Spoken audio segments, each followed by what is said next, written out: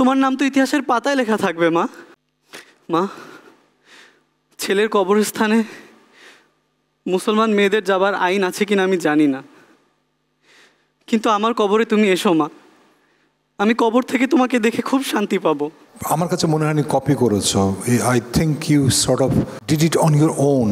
তোমার যতগুলোই আমি পারফরমেন্স দেখলাম, it's like one kind of আমার কাছে বেশ ভালো লাগছে এবং এফোর্টলেসই মনে হচ্ছে। সিন রিক্রিয়েশনে ডেকে নিচ্ছি আমাদের প্রথম প্রতিযোগী সাকিব হোসেনকে।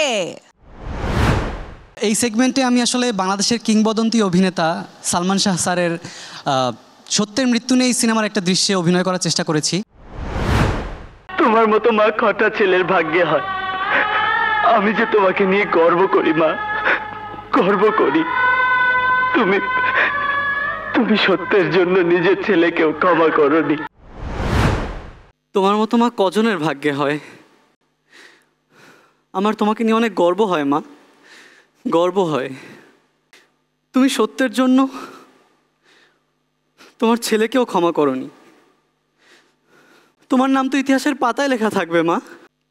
মা, ছেলের কবরস্থানে মুসলমান মেয়েদের যাবার আইন আছে কিনা আমি জানি না, কিন্তু আমার কবরে তুমি এসো মা।